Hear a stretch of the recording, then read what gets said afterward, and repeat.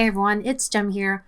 Welcome to my channel. I make builds in The Sims 4 and today we are completing the second part of the Newt Scamander townhouse build that I started previously. You can check out the first part in another video. I will link it in the description below. But in this video, we are completing the townhouse build and we are working on the basement part, which is kind of the more interesting part, I guess, of the entire build. This is a part where Newt houses his magical creatures, and he basically has like a space that's created with an undetectable extension charm. Part of what drew me to this build was the staircase part in the center of the build.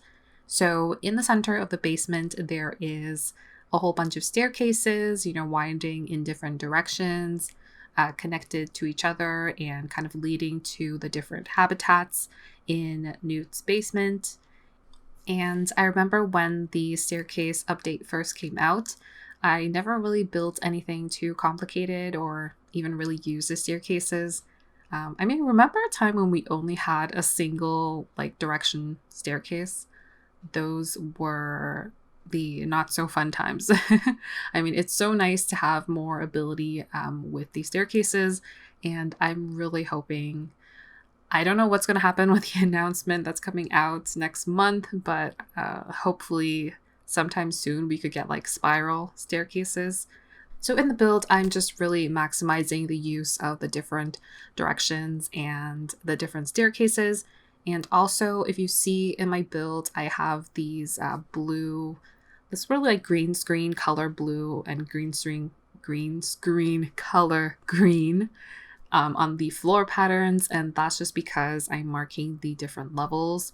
If you guys can't tell, switching between the upper and lower levels while trying to connect different staircases to them and different levels and different areas can get very confusing, especially in a build like this. So that's what the green and the blue colors are basically for. They're essentially markers for the levels so that I know I am connecting the staircases to the right levels and to the right platforms. And just as a really small heads up, I guess kind of a spoiler alert, I might mention some things in the Fantastic Beasts movies. And I'm definitely not going to go into in a deep dive synopsis or anything, but I might mention some things relating to, what happens in the story as, I guess, relating to the build that I'm working on. So just to give you guys a heads up, but I don't think it's a really huge spoiler. And if you guys are watching this video, chances are you've probably seen the movie before. So hopefully I'm not spoiling anything for anyone. In this next part, I'm outlining a water area / pool, and this is basically going to be the water habitat section of this build. In the movie, there is a huge open flowing ocean, river, or lake type body of water, but of course in the game I'm pretty limited to the space. But also I think it's a good thing, because if I had unlimited space, I'm not sure how long I would have spent making this build just to make it to scale. Besides the water habitat, I'm also now laying out some different habitats. And in the movies, the habitats kind of all blend together. So that's kind of what I'm trying to recreate here. I have a snowy habitat, and then I'm going to have that blend into sort of a springtime weather habitat next to a desert type location. And then that will go into, I don't know where it is exactly. I saw another habitat, but maybe just because it was a nighttime area, but there was a place that was really dark and there was a lot of dust in that area. So that's kind of the last habitat I was trying to create in the other section, which you will see again once I start filling in different items into that area. And because I want to make my build playable, of course, I'm creating some habitats where you can actually have your sim go into and kind of take care of creatures. And of course, you're probably like, Gem, what are you talking about? There are no magical creatures in The Sims 4. We don't have kelpies, we don't have mooncalves, we don't have nifflers or anything. And yes, I'm aware this is The Sims 4. Sometimes the gameplay is a little limited, but I feel like it's really fun to kind of just use your imagination and then the items that we have on hand. For this particular habitat that I'm working on right now, what I'm doing is I'm adding in 2 animal sheds, and depending on your choice, I decided to go with llamas, but basically I'm going to put 2 llamas in there, and then I'm going to feed them the I don't know. I forgot what the treat is called, but it's a treat that makes you or makes your animal blue. And basically, I thought that could be kind of, a little reflective of the moon calves with their sort of more like llama like appearance. I mean, they don't look that much like llamas, but, and then, you would have like a blue animal basically. So that could be a little bit of a magical beast that you create by yourself. Something else I did, and I don't think this is canon with Fantastic Beasts or the Wizarding World at all, is I used one of the spiders from the Halloween decoration pack, and essentially I thought they looked very magical as well, again, because of the blue color, I suppose. But I don't know if there are different species of spiders in the Wizarding World. The only one I know is like the acromantulas, which is Aragog and his family, the ones that Ron and Harry kind of run into in Chamber of Secrets. And also, I'm working on filling in the 4 different weather slash habitat areas, kind of blending together.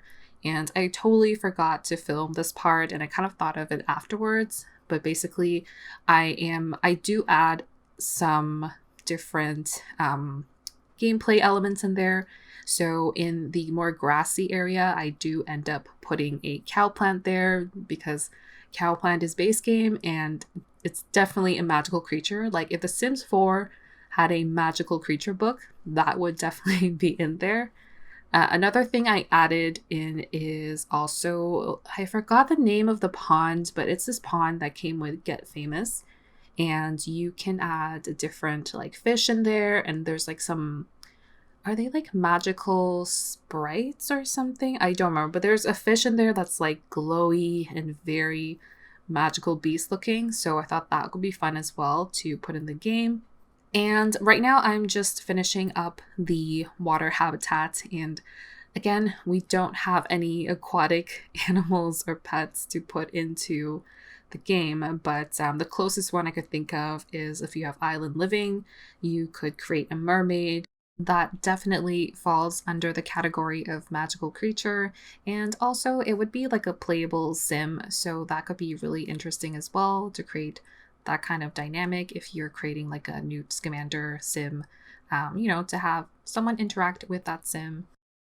And just finishing up the water habitat with some plantation and greenage growing out.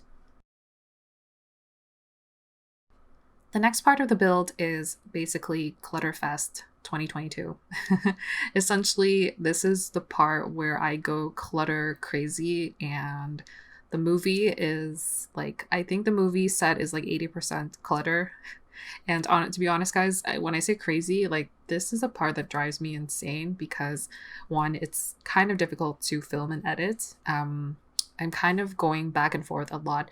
As you can see, I've laid out all the clutter pieces. So I do kind of jump back and forth between the different areas in this build, and that is a pain to edit out. But because clutter is so essential to builds like these, really like it makes this space, and I really want to convey that feeling where, for example, like right now I'm working on his desk area. He has a lot of like different books, and he also has like a little plaque, like a Fantastic Beasts plaque on his desk. So I was trying to recreate that as well. And there's just so many items that kind of really bring out that this is like a magical wizarding world space. I kind of also wish that we could turn clothes into items, like Kaz items into build items, essentially, because he has these like hazmat looking type suits that are hanging on the wall. And as you can see, the test sim that I'm using is kind of standing in the corner wearing a hazmat suit. because I fully thought for some reason, even though I've been playing this game for years and that hazmat suit is from Strangerville, and I definitely played that when Strangerville came out, I thought I could kind of hang the hazmat suit on the wall, like as a wall decoration for some reason. I don't know, didn't turn out. Right now I'm building the table where they keep the baby nifflers, and because they don't really have a really nice, like, ornate cage like in the movie, where the baby nifflers are kind of housed, I decided to use different terraniums as well as one of the frog items. And again, this is all kind of to contribute to the gameplay. I'm pulling out items that, fall on the theme of taking care of creatures or pets. So I think that it would be really fun, if you're going to do like a round of gameplay, you can basically have your Newt Scamander sim, go through the motions of maybe like the animal lover traits. Their day-to-day would be, coming down to this basement and then making sure that the llamas are fed, as well as the cow plant and the other pond fishes. And also I used the hamster cage item from my first pet stuff pack, back when stuff packs were not called kits yet. So that is also a fun item to have in this build. And last but not least, I'm working on the shack. I don't know what to call it. It's kind of like a shack to me, but it's definitely like a Wizarding World shack. I believe this is where his suitcase, his briefcase leads into. I think it was in the first movie where Newt and Jacob go into his briefcase and they kind of fall into like a shack, and I think this is that space. So I kind of based it on that, and in the shack there's a lot of supplies, there's a lot of different herbs and stuff. It's a little hard to tell, it's kind of dark, and then there's also like cages and baskets kind of suspended from the ceiling, or maybe they're hanging. It's really hard to tell. But again, because we're in the Wizarding World, I kind of just chose to have them suspended there, as you'll see later on. Right now, I'm just filling up his workbench with a bunch of different books and things in jars to look like, things that he might need when treating or caring for his different fantastic beasts. I also used a filing cabinet from Get to Work and scaled it down. And the reason for that is I want them to look like those like apothecary drawers, I guess, where, because like those tiny little drawers where they put like dried herbs and magical herbs and spices. So that was the look I was going for. Another thing I feel like we could really use in game would be a ladder that's just decorational. So I did use a ladder in this build because I think I saw one on the same scene where Jacob and Newt are in this tiny little shack / space. And I wish we had a ladder that was just a decoration, maybe like a wall decoration, and then you can kind of build how high you want it to go. But because I did use this functional ladder, the ladder bars at the top stick out. So in order to cover that, I had to use a chimney. What is it called? I want to say, why do I want to say hood ornament? Basically the chimney object that you can add to the tops of your roofs. I use that to cover it. And last but not least, I adjust the stairs and also the lighting of this build. And of course, my magical creature shack needs a roof, but you can't use the roofing below ground. And of course, why would you ever need that unless you're building a magical creature basement for Newt Scamander, which is what I'm doing right now. So instead I use the pallet object and I angled them to look like a roof, basically. And yes, I totally could have used one of the roof sculptures, but for some reason I like the gappy look of the pallets a lot better for this build. Speaking of this build, that wraps things up. Thank you guys so much for watching. If you have any suggestions on what Harry Potter builds you want to see next, let me know, and I will see you guys in the next video.